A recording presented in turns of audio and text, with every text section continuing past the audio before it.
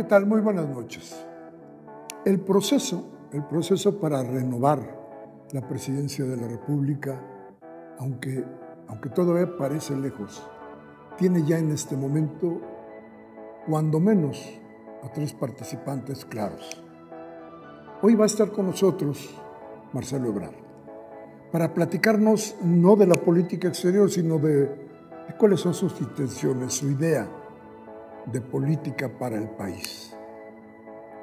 De él y con él hablaremos hoy aquí, en el día del juicio.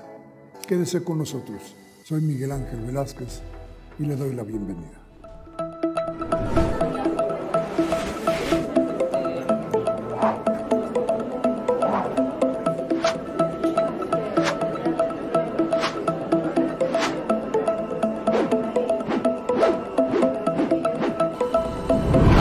Bien, gracias por seguir con nosotros aquí en Congreso TV, en el día del juicio, donde hoy hablaremos con Marcelo Ebrard, pero no con Marcelo Ebrard el canciller, con Marcelo Ebrard el político, que tiene mucho de qué hablarnos, mucho que decir.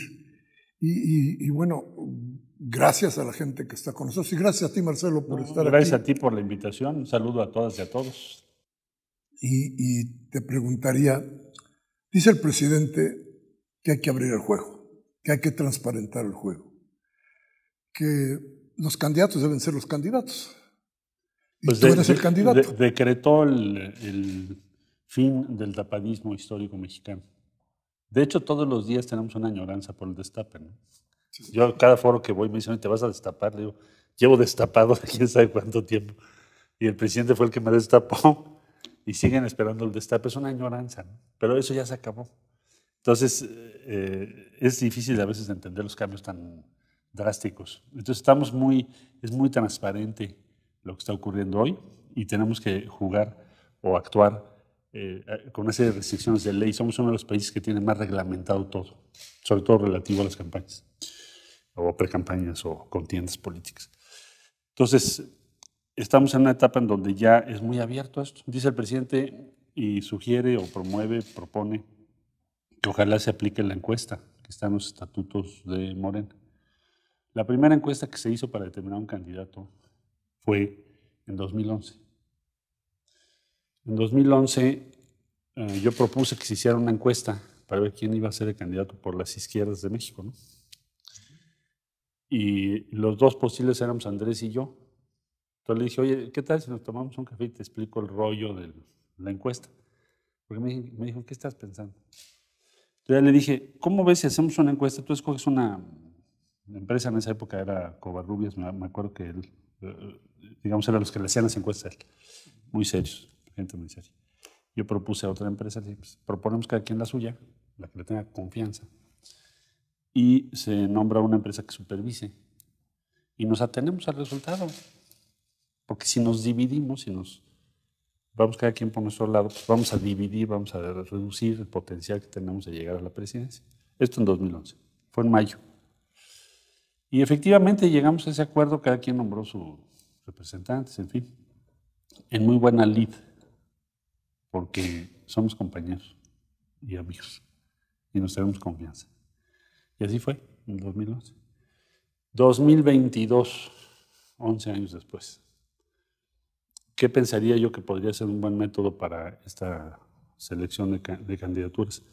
También coincido con esa encuesta, también es una buena propuesta. Nada más que tiene que ser desde luego abierta, de común acuerdo de quienes van a participar, con lo que acabo de decir, condiciones que te permitan que sea confiable. En aquel tiempo fijamos 5 preguntas. Andrés ganó 3, yo gané 2. De las 3 que ganó, la quinta pregunta me la ganó con un margen pequeño. Pude haber alegado, es que es margen de error, ya sabes, ¿no? Abres tu ropero de pretextos, ¿cuál será?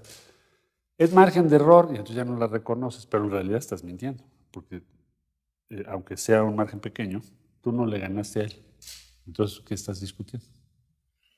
Entonces dije, no, yo respeto el resultado. Entonces, como convenimos, no tengo queja sobre cómo se hizo la encuesta. Bien, eso fue en el 2011. Entonces ahora, pues estamos en un proceso abierto. Ahora, ¿qué es lo que hoy en día está en juego? Hoy, no me lo estás preguntando. Pues las campañas son en el 24. Entonces, habrá un proceso interno para seleccionar un cargo interno en el partido, que es una coordinación de comités en defensa y promoción de la Cuarta Transformación. Eso es el cargo que está en cuestión. Ya lo que son los registros de candidatos, pues después es conforme a la ley en el 24. Pero diría el clásico, es marear a la perdiz, ¿no? Bueno, pero hay que respetar la ley, ¿no? A la perdiz. Tienes que hacerlo así porque no puedes hacerlo de otra manera. Entonces es lo que nos está diciendo el partido. Entonces eso es lo que está hoy de por medio. En un proceso abierto al que no estamos habituados. También es un poco inusual. Claro. A ver, déjame preguntarte algo aclarando estas cosas. Se dice mucho entre la clase política y entre la clase que no es política que te la deben. Hay de veras deudas morales en la política. Bueno, puede haberlas, pero yo creo que no habría que enfocarlo así, como que te deben algo, ¿no? Además, no hicimos un pacto así, hazte cuenta que dijéramos, oye, yo ahorita, en el 2011, acato la encuesta que tú ganaste, por 1.8, pero me ganaste, y a cambio de eso me das un cheque, ¿no? Que diga candidatura cuando sea posible. Pues eso no se hizo un acuerdo de esa naturaleza. Lo que sí se hizo fue que actuar en base a una confianza mutua y un respeto mutuo. En política lo que es muy difícil es la confianza, porque pues ya sabes que buena parte de la política se construye sobre la traición. Hay hasta un libro que dice el elogio de la traición. ¿Se puede hacer política sin traición? Ese es el texto. Es un texto francés muy subversivo, ¿no? Y pone muchos ejemplos en la historia. Pero yo diría, El lo que es... elogio a la traición, ¿no? Así se llama el libro, el elogio de la traición. Pero yo diría, la base de la política en la que yo creo está, digamos, construido sobre la base de la confianza que vas construyendo, que puedes perder muy fácil, pero que vas construyendo al paso del tiempo y que le da solidez a las relaciones de las personas, porque finalmente la política es una relación de personas, es la esencia. Entonces, yo creo que sí tenemos una base de confianza suficiente y de respeto mutuo hemos pasado tantas cosas que, ¿qué te digo? O sea, digo, 2000, la ola azul, ¿no? Que dije, oye, estaba yo con el PSD de candidato a la ciudad, con un porcentaje muy pequeñito. Y dije, bueno, pues voy a apoyar a Andrés porque si no, pues imagínate, va a ganar el PAN la ciudad. Y así, y luego pues pasamos, me destituyeron por lo de Tláhuac. Y luego le dije, oye Andrés, viene el desafuero, no el desafuero, te van a ir por ti. Dicho y hecho, ¿no? Pasó el desafuero. Y así, sucesivamente, hemos pasado de todo. La toma de Reforma, que me tocó un buen trecho. A mí me tocaba ahí donde está la Diana, era mi base. Yo me cambié a vivir ahí, en Diana número 3. Decían, en broma, ¿no? Decían, tú eres el número 3. Bueno, total, de eso pasamos después los 6 años del calderonismo, sobrevivir en la ciudad en una posición de tensión permanente con el gobierno federal. Imagínate, todos esperaban, pues que el gobierno de la ciudad se va a aliar con el gobierno federal contra Andrés, pues jamás hicimos eso, porque pues, entiendo que representamos una causa. Y así es una larga historia, es muy larga la historia de la relación política y personal, sobre la base de la confianza. Y a ver, entonces, ¿qué sigue ahora? ¿Qué se tiene que hacer? Tú dices, bueno, vamos a crear un aparato para que las cosas sean como dicen que deben ser, aunque no sean como son. Pero ¿qué sigue? ¿Promoverte? ¿No promoverse? Voy a los estados porque quiero escuchar a la gente. Quiero hablar con la gente. No estoy pensando en hacer visitas como habitualmente se hacen en las campañas, no es el momento, en fin. Pero sí escucharlos. Ver qué piensan, qué quieren, qué proponen en las diferentes regiones del país. ¿Qué proponen? Es muy importante. ¿Cómo ven las cosas? Hay muchos problemas que hay que atender.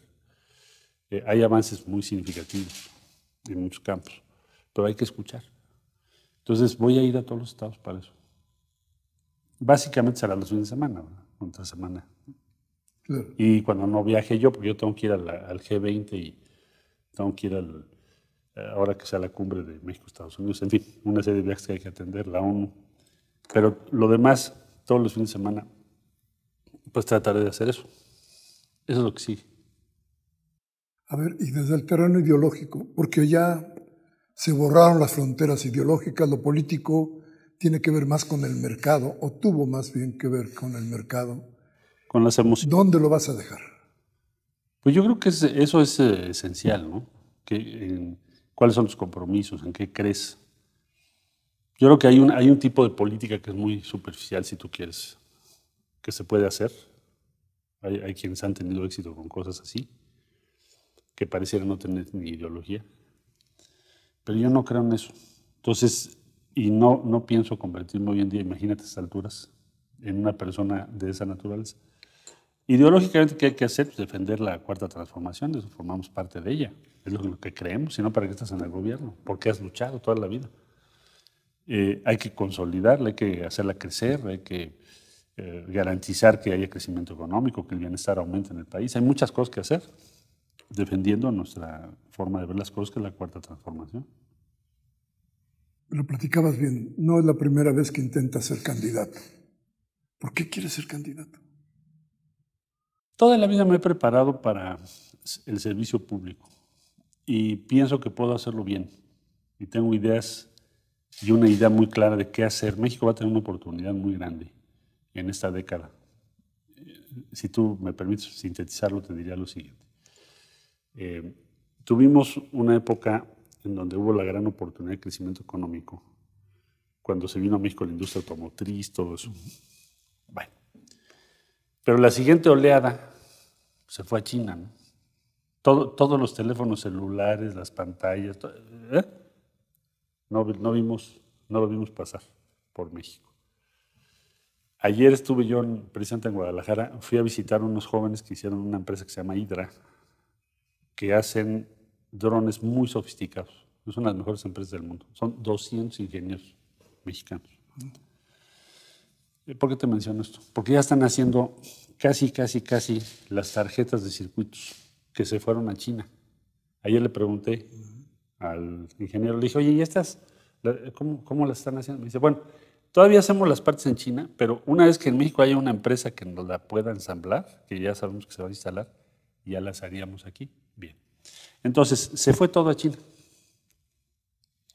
Ahora tienes una tensión, entonces, entre los dos grandes polos, Estados Unidos y China. En materia económica, estoy hablando, militar también, en un futuro. Entonces, hay una necesidad de relocalización, hay una necesidad de proteger las cadenas de valor.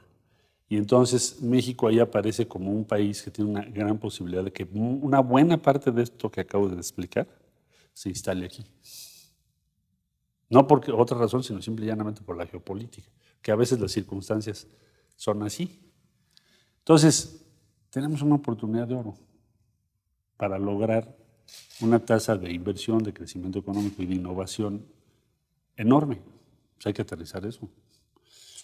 Y hay que seguir con el diseño social. ¿Cuáles son los grandes compromisos de la cuarta transformación? Fuera del tema de excluir, impedir, erradicar la corrupción de la vida pública de México. La otra, reducir los privilegios. Ok.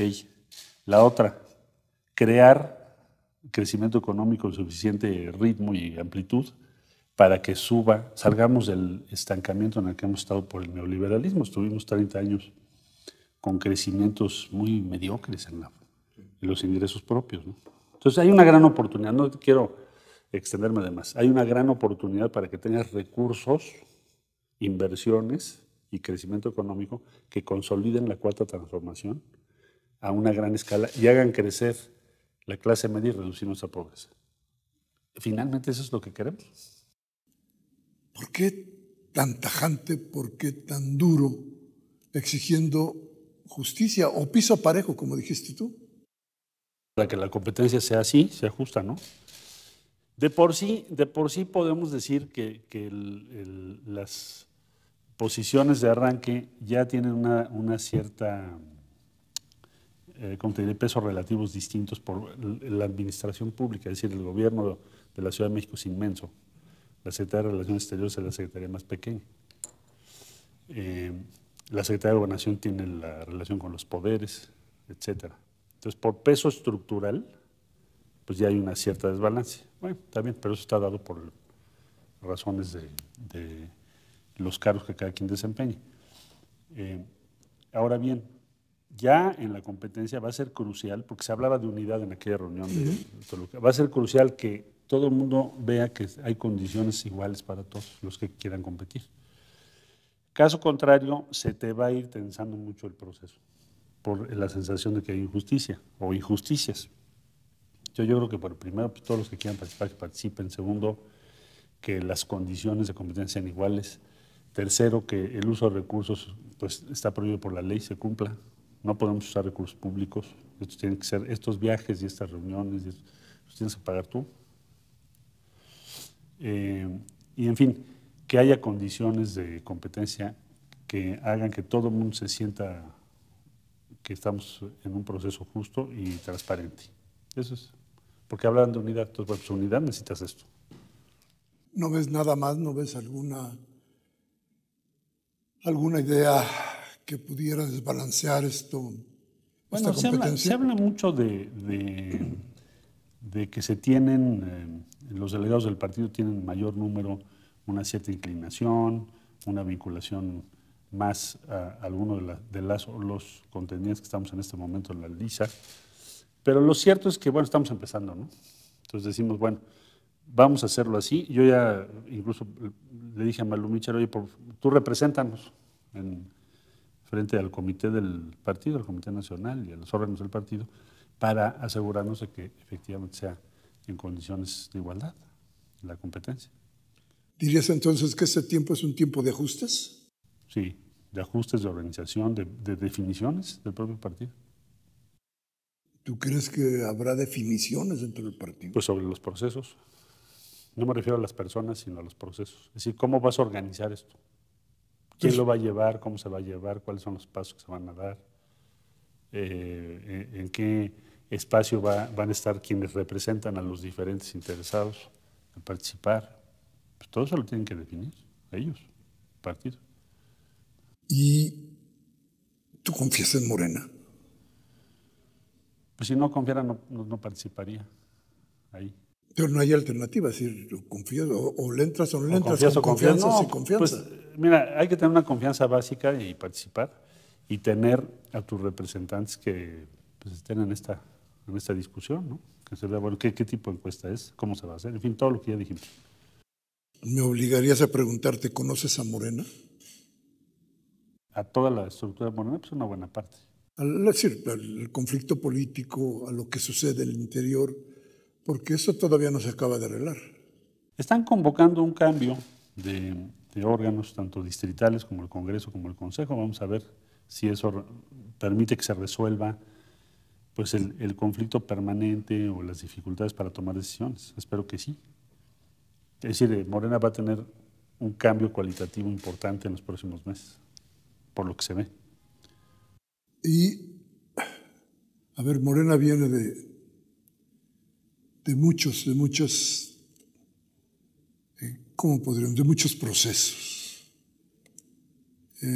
No hace mucho me advertía Boaventura de Sousa Santos que una de las condiciones que ha logrado la derecha para acabar con la izquierda es infiltrar a su gente dentro de los partidos progresistas. Él planteaba que esto ha sido constante y que cuando la derecha no tiene oferta, lo que hace es tratar de reventar a la izquierda por dentro. Y Morena no tiene, digamos que ningún sedazo para recibir a la gente. Y se convierte se ha dicho mucho, en un partido en movimiento, pero parece que no tiene una ideología sólida y que ahí pueden pasar estas cosas que decía Boaventura. Pues, más bien yo te diría que Morena es un partido en donde ha sido difícil entrar. No me refiero a candidaturas, sino que tú vas a afiliarte, es todo un proceso. Se va a renovar ahora, por lo que sabemos, su dirigencia, en fin, lo acaban de comunicar ahora en Toluca. Se van a renovar sus representaciones. Yo espero que sea para bien, porque pues, es un partido que ya gobierna 22 estados de la República. Entonces, evidentemente, de aquel movimiento que surgió a lo que es hoy, que es el partido, el movimiento dominante de la vida política de México, pues hay que confiar en que este proceso de renovación también los va a llevar a tener una renovación en el sentido de lo que tú estás señalando, es decir, que no cualquiera puede entrar y representar a Morena, ¿verdad? Y menos para la candidatura de la que estamos hablando. Claro. Eso no pasaría, porque hay que confiar en la gente. Yo no creo que la gente apoyaría a alguien que no vea como alguien consistente que represente lo que es la cuarta transformación. Sería impensable. A ver, y planteado esto, déjame hacerte la otra pregunta. Del otro lado, del dark side, nos hablan de patria unida y de una reacción de la derecha fuerte en contra del país o en contra de la izquierda. Se está organizando incluso con una idea transnacional de la política, hasta donde sabemos. No hay propuesta. Parece que no existe la idea de qué viene ahí, pero vienen con todo y vienen con mucho dinero. ¿Están para soportar eso? ¿Morena está lo suficientemente fuerte? ¿Ustedes se sienten fuertes para luchar contra esto? Bueno, desde luego que sí, tú estás hablando de la coordinación de diversas fuerzas muy conservadoras, muy de la ultraderecha, en todo el continente, pero van perdiendo. Mira, perdieron Chile, acaban de perder Colombia ayer, que es una gran noticia para América Latina, porque se hizo todo para impedir que llegara Petro, ¿no? Fuimos compañeros, soy cercano hasta cierto punto porque él estaba en Bogotá y lo fui a visitar, en fin, se me hizo un tipo muy interesante, hemos estado en comunicación. Pero lo que voy es, las fuerzas de avanzada, izquierda, progresistas están ganando, sigue Brasil este año, esperamos que Lula salga adelante, o lo que nos dicen las encuestas. Entonces, algo está sucediendo en la sociedad que toda la estrategia de la derecha está cayendo, está fracasando. ¿Qué está sucediendo? Bueno, primero que no dieron resultados, hay un retroceso en toda América Latina, o un estancamiento. Lo segundo, ¿qué proponen? Porque ya regresar a lo que vivimos en los años 90, pues yo lo veo imposible. Es decir, volver a proponer lo mismo lo veo imposible que funcione. Entonces, cuando menos en el caso de México, yo lo que veo es que no se han modernizado, no se han actualizado, o sea, no han entendido por qué perdieron, o no lo aceptan. Y segundo, siguen haciendo propuestas que no funcionan. Esto de la alianza, por ejemplo, ha sido una mala idea electoral. No lo digo yo, pues es cosa de revisar las elecciones, ¿no? Entonces, ¿qué tanto le gustó a la gente del PRI que le pidieran que votaran por el PAN? Pues nada. Y a la gente del PAN, ¿qué tanto le gustó que les pidieran que votaran por el PRI? Pues nada. Ahí están los números. Entonces, hay que escuchar a la gente y entenderla. Yo creo que la derecha mexicana no está entendiendo el momento, definitivamente. No en cuanto a que sea muy complejo entenderlo, sino que no tienes el contacto con la gente como para explicarte por qué está sucediendo lo que está sucediendo. Por ejemplo, hace un año decían, es imposible que el presidente salga bien librado de la pandemia. Va a haber una crisis económica. Todo el tiempo ha sido ese el argumento. Se va a caer el peso, ¿no? No hay inversión. Entonces, ese catastrofismo crónico, que en realidad es más hígado que su cálculo y reflexión, pues lo está llevando a un aislamiento, ¿no? Van a salir de ahí, yo lo dudo, les gana mucho el hígado. A ver, y hemos dimensionado exactamente la profundidad del desastre que significaron los últimos o los años del neoliberalismo. Yo creo que la mayor parte de la población sí, y eso explica el éxito que ha tenido y el respaldo que tiene el presidente López Obrador, en buena medida. Es decir, ya no se puede argumentar a 4 años de gobierno que ese respaldo no esté íntimamente vinculado a una idea similar a la que el presidente estaba defendiendo. ¿Qué dice el presidente? Se impuso el recetario, hubo una corrupción enorme y se crearon grandes privilegios sin crecimiento del ingreso de las personas. Eso, que él explica todos los días, pues yo pienso que es la forma ya de pensar de una parte muy importante de la sociedad mexicana. Entonces ya no puedes suponer desde una posición conservadora que vas a triunfar cuando el grueso de la sociedad piensa que lo que les propones fracasó, esencialmente fracasó. Acuérdate que nos prometieron el oro y el moro. Sí, sí. Entonces, fue un fracaso estruendoso. Entonces, ahora el presidente ha propuesto un modelo distinto y ese es el modelo que hay que defender y tiene respaldo social importante. Sí, sin el respaldo social no se habría podido hacer muchas de las cosas. No los derrotas, son intereses muy poderosos. ¿Seguirá mandando sobre todo en la hora de la elección, seguirá mandando el dinero? ¿Tú crees que siga pesando la compra de votos? Yo creo que ya marginalmente, lo he visto en varios ejercicios electorales en los que se han intentado sin éxito. Es decir, no está funcionando, inclusive con participaciones relativamente bajas, no les está funcionando. ¿Por qué? Porque ya está muy consolidada la proporción de la sociedad que quiere que la Cuarta Transformación avance. Es el caso de Hidalgo ahora, Tamaulipas, bueno, incluso Aguascalientes y Durango, ve los números. El crecimiento de Morena fue muy importante. Entonces, me parece que estamos en un momento muy, muy importante en México de cambio de un modelo, de un ciclo. ¿No? O sea, no es un tema de 6 años, esto va a ser probablemente más de 20 años. Es un ciclo agotado que va a ser sustituido por otro.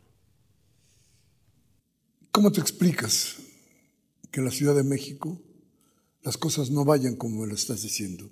Las últimas encuestas incluso hablan de casi un empate entre la derecha y la izquierda. ¿Cómo tenemos que explicarnos? Parece que aquí la clase media ha sido muy, ¿qué diría yo? Como que se siente ofendida. Algo nos falta, ¿no? En la ciudad. Claro, no estoy en la posición para hacer una crítica. Y además siempre me dirán, bueno, tú fuiste jefe de gobierno, ya sabes, la Ciudad de México ha sido mi ámbito de actuación pues casi toda la vida, hasta ahora que estoy en relaciones exteriores. ¿Qué diría? Bueno, sí tenemos que tomar nota de eso, evidentemente. Eso lo tenemos que estudiar con cuidado y no minimizarlo.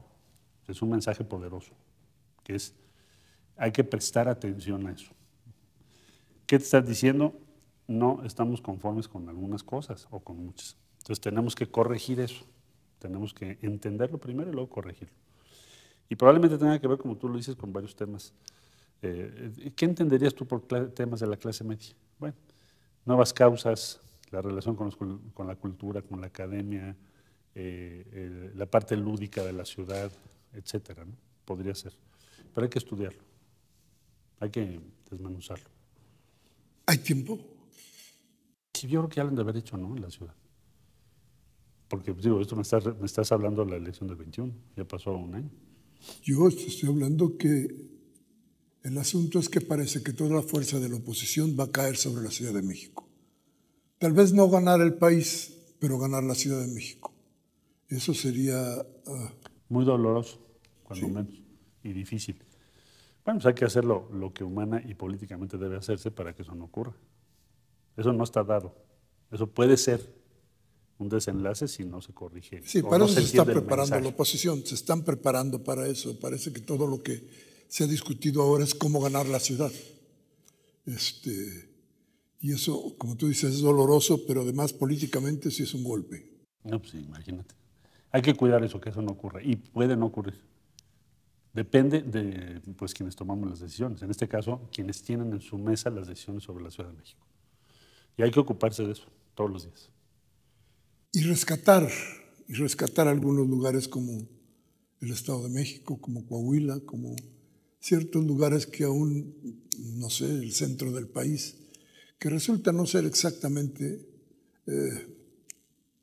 muy simpatizante de Morena, ni de las cosas que Morena propone.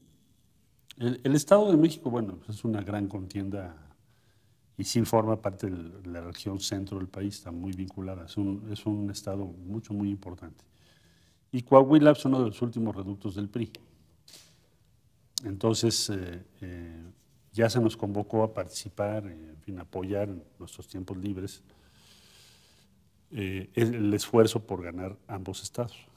Esa es la prioridad de Morena ahorita. Y Marcelo, te diría, seguir con la 4T, aumentar a la 4T. ¿Qué tiene que pasar con la 4T? La 4T está iniciando su ciclo porque representa un nuevo modelo o una nueva filosofía política y una nueva estrategia económica y social. Es decir, no se trata de un episodio dentro de un mismo modelo, sino un cambio muy, yo diría muy profundo respecto al neoliberalismo que ya platicábamos hace rato. Entonces, ¿eso a qué te lleva? Bueno, pues tienes que consolidar los basamentos, los fundamentos de la cuarta transformación. El principal es un cambio en la conciencia pública, es erradicar la corrupción de la vida pública, son otras formas políticas y de comunicación, transparencia en el ejercicio público y una exigencia cotidiana de la sociedad y sus diferentes expresiones respecto al gobierno. Es otro mundo en el que estamos ahorita. No solo porque los medios tradicionales tal vez ya no sean tan importantes como antes, o haya nuevas tecnologías, sino por las consecuencias que eso ha tenido. Bueno, eso hay que consolidarlo. Hay que consolidar que ya no hay privilegios, ya no puedes condonar impuestos. Eso es una cosa mayor, eso fue el distintivo. Eran los favores pues, reconocidos por la ley a diferentes grupos económicos. Ya no existe, ya cambiamos las leyes, etc. Tienes una Guardia Nacional que va muy avanzada y ahora tenemos que completar esas reformas para lograr cada vez mejores resultados en materia de seguridad. Es un asunto que va a haber que estar todos los días luchando por mejorar la seguridad en todo el país. Tienes avances muy importantes en lo que hace a todo tu sistema de bienestar social. Hay que consolidar el sistema universal de salud y todo el sistema educativo gratuito también, incluyendo educación superior. Entonces, todo eso lo tienes que consolidar. Ahora, hay que culminar e iniciar nuevas obras de infraestructura para que nuestro país siga el ritmo, tal y cual lo hizo o lo hemos hecho ahora en el gobierno para el caso del aeropuerto, para el caso del transísmico, para el caso del Tren Maya. Tienen que tener permanencia y tener éxito esos proyectos. Esos proyectos van a estar culminándose en esta administración, pero se van a administrar en la que sigue. Entonces hay que preocuparse de que tengan éxito. Hay una serie de iniciativas que el presidente ha puesto en marcha, por ejemplo, recuperar todas las hidroeléctricas del país para producir energía, que más o menos puede llegar a 2, 3, 4 o 5% más de energías limpias en el corto plazo. Es una inversión de más de 1.500 millones de dólares. Tienes que cambiar todas las turbinas. Cada turbina, si la ordenas hoy, te la van a entregar dentro de un año. Entonces no es posible que te lleguen antes de que termine la administración. Va a haber que seguir ese tipo de programas. La crisis del agua central en el país. Todo el Bajío, el norte del país, estamos en ese problema. Vamos a tener que pensar, ya hay una serie de proyectos, el director de Conagua es un hombre muy competente y el presidente ha pedido una serie de proyectos que se van a llevar a cabo entre este gobierno y el que sigue. Otra, evitar la tentación de siempre. Como lo hizo el antecesor, ya no se va a hacer, porque entonces te cuesta el triple de trabajo o más avanzar.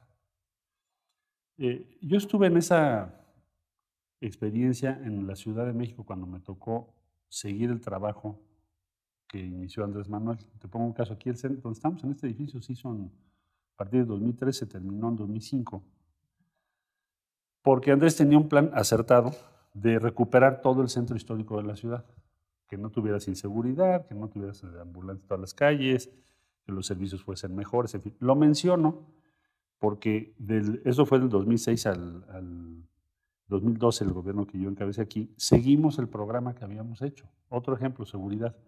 Me dijo Andrés, vamos a meter cámaras, vamos a probarlas en el centro histórico. Entonces me dijo, vamos a poner 150. Incluso invitó a Fox, no sé si te acuerdas, a un evento aquí en la calle de Cuba, donde era el centro de operaciones, y ahí viene Fox, ¿no? Entonces invitó al gobierno federal. Entonces empezamos con 150 cámaras, se desplomó el índice delictivo en el centro histórico. Llegué yo al gobierno, pusimos 8,000 o 9,000 o 10,000. Ahora Claudia creo que tiene 15,000. Pero el caso es de que haya continuidad en cosas que tienen resultados y evitar que se interrumpan los programas porque hay un cambio en la administración, que en México ha habido muchas costumbres, es muy negativo eso. Bueno, síntesis, consolidar el modelo, que es erradicar la corrupción de la vida pública. Eso hay que seguirle. Luego, acabar con todos los privilegios fiscales y de todo tipo. O sea, no, hablamos de piso parejo, ¿no? Entonces, tiene que haber piso parejo. Las obras de infraestructura para la energía, para el agua y para las comunicaciones, que tienes que garantizar, por un lado, que funcionen las que se están construyendo, que son muy importantes. Por ejemplo, el Tren Maya es una cosa impresionante. Entonces, tenemos que garantizar que funcione bien, que cumpla su cometido. El transísmico, lo mismo. Entonces, eso, avanzar en el sistema universal de salud, que es lo que quiere el presidente, con razón. Porque si eres un gobierno de izquierda y no garantizas la salud, entonces ¿dónde andas? ¿Verdad? Por eso él ha recorrido todas las clínicas y una buena parte de los hospitales del país. Entonces, eso se tiene que mantener y lograr a como dé lugar. Sistema educativo equitativo y de calidad. Bueno, hay un montón de inversiones que está haciendo, en particular que los jóvenes puedan estudiar y terminar sus estudios y que tengan acceso a las mejores posibilidades. Eso tiene que ser un gran esfuerzo. Y lo ha planteado, yo creo que es correcto, pero no lo vas a terminar en un sexenio. Pues imagínate, venimos de 90 años. Reducir la pobreza. Todo lo que te acabo de decir al final es reducir la pobreza en México. México no puede seguir siendo un país con los niveles de pobreza que tenemos. Es imposible seguir así. Y ha hecho un gran esfuerzo el presidente para ello, para tratar de reducirlo, de apoyar a los que tienen una situación más desventajosa. Entonces, ¿qué tenemos que hacer? Pues aprovechar la oportunidad que acabo de decir en los próximos años para aumentar la tasa de inversión y el crecimiento económico en México. Eso se puede. No tiene que ver con el neoliberalismo, tiene que ver con la dinámica de la inversión pública y privada. Inversión legítima. Entonces, yo creo que esa es la tarea. ¿Tú crees que la 4T te vacuna contra las tentaciones de la derecha? La derecha, a ver, ¿qué plantearía la derecha? Contra la corrupción, para decírtelo de otra manera. Sí, la corrupción está, a ver, la corrupción yo creo que en la vida pública ya en México no se va a poder porque el costo es muy alto. O sea, cualquier político que esté señalado o involucrado en ese tipo, incluso empresas, pues les va a salir carísimo. Eso ya es un cambio en cuanto a la tolerancia social al asunto de la corrupción. Antes lo explica muy bien, dice, bueno, cuando éramos chicos nos decían, mira, deberías de aprender de don fulano, mira cómo ascendió socialmente. O sea, había una cierta anuencia o tolerancia a que la corrupción era válida y te podía llevar a mejores niveles sociales. Hoy en día no existe eso. Entonces, al contrario, tiene un rechazo tremendo. Entonces, eso, cualquier intento que haya de transitar hacia esa dirección te va a llevar al fracaso, al desastre, sin duda. No tengo la menor duda. Eso ya es un tema que la Cuarta Transformación logró. O sea, tú dices... La sociedad no tolera la corrupción. Está vacunado, la 4T es la vacuna contra él. Y si haces alguna cosa que tenga que ver con la corrupción, te va a ir re mal. La gente no te lo va a permitir. Acuérdate que ya se quedó la revocación de mandato. Claro. A ver, pero aquí me salta algo. Durante los últimos 6 años, o los últimos 4 años, durante los 6 años que gobernó Andrés Manuel en la ciudad, a ti te tocó de buena parte también, uno de los factores que parecía impedir que las cosas fueran galopando al nivel que se pretendía eran los medios. ¿Cuál va a ser tu relación con los medios? ¿Cómo prefiguras tú tu relación con los medios? Porque los medios han sido a veces inclementes con las cosas o con los errores chicos o grandes que pudiera tener la administración y contra el presidente mismo. Mira, yo creo que habrá que partir de que el rol que tienen las redes sociales no solo se va a incrementar y consolidar, sino que va a ser cada vez más influyente en la vida pública. Cambió para siempre la forma de comunicación. Digamos, es como cuando aparece el radio, ¿no? Versus los escritos en su momento, y así sucesivamente. Es un gran cambio. Entonces, las redes sociales tienen un rol que no va a cambiar y eso significa que los medios tradicionales van a tener un rol, pero no tan importante como el que tuvieron en el pasado. La otra es, bueno, pues tratar de persuadir, convencer, estar presente, no permitir que se digan cosas que son falsas, presentar los argumentos. Pues es una batalla de opinión todos los días, ¿no? Sin pretender que los medios se te subordinen, pues eso no va a ocurrir. o que te apoyen, pues a lo mejor no te van a apoyar porque tú tienes una orientación diferente a lo que ellos quisieran. El tener redes sociales y una base social importante te permite tener autonomía. Ve los intereses, cualquiera que sea el interés. Que es la tesis de Andrés, y tienes razón. Si no quieres medios subordinados. No, subordinados no. Y tampoco pienso que vas a convencerlos a todos nada más porque sí, es decir, no vas a restablecer el modelo antiguo, que eran dádivas del gobierno, no lo vas a restablecer, eso ya cambió. Entonces, es una relación de respeto, de tratar de persuadir, de argumentar. Yo creo mucho en el debate de las cosas, entonces la deliberación y siempre defender lo que tú crees. O sea, no desviarte de ello, eso sí es fundamental. Porque no te lleva a ningún lado. Hablabas hace un rato de las tradiciones y las tradiciones solamente parece que se pueden evitar con las convicciones. Hablábamos de cómo continuar el trabajo que se está haciendo. ¿Estás totalmente convencido de que estás caminando por el rumbo correcto? Sí. O sea, participar en este proceso, como lo ha convocado el presidente, y Morena ya lo ratificó, de que va a haber una encuesta, de que va a ser abierta, de que va a haber piso parejo, nos respetamos todos los contendientes que estamos participando, quienes participamos. ¿Por qué no puede ser posible? Es más, es una obligación para Morena. Somos la cuarta transformación. ¿Qué justificaría hacer otra cosa? Bueno, justificantes podría haber muchos, pero... Pero lo echarías todo por la borda, ¿no? Y o sea, no podemos mentir. No podemos decir una cosa y hacer otra. El experimento anterior se llama PRD. Pues ya ves cómo acabó. Y se ahogó. Se ahogó por eso, ¿no? Por la falta de autoridad moral. Porque se fueron al muévete, ¿cómo se llama? Al Pacto por México. Entonces, ahí que el famoso Pacto por México, ¿no? Eso acabó. Un error estratégico histórico de la dirigencia del PRD. Y entonces, ¿qué queda? ¿Cuál será lo inmediato? Entonces, hoy prepararse, buscar... Lo inmediato, escuchar, recorrer la República, bueno, no descuidar las funciones que uno tiene, respetar la ley en todas las restricciones que hay, es lo que sigue. Que se acuerde entre los diferentes participantes y la dirigencia de Morena lo más pronto posible lo de la encuesta, porque eso va a ser central. Entonces ya entras a otra etapa, ¿no? Ya sabemos que ahorita todo va a ser en torno al Estado de México y Coahuila, y después de eso, pues entonces ya se hace la encuesta para el cargo de Morena que estamos diciendo, para que luego ya se haga el procedimiento ante el Instituto Nacional Electoral en el 24. Bien, pues no queda más que agradecerte, Marcelo. Muchas gracias por haber estado con nosotros, por platicar con esta confianza con el público de Congreso de TV. Gracias a ti por la invitación. No, estamos siempre atentos a estas cosas. Buenos temas, estás tratando buenos temas. Interesantes. Y a usted también, muchas gracias por haber estado aquí con nosotros en el día del juicio. Yo soy Miguel Ángel Velázquez y acuérdese, tengo algo que informarle. Gracias y hasta la próxima.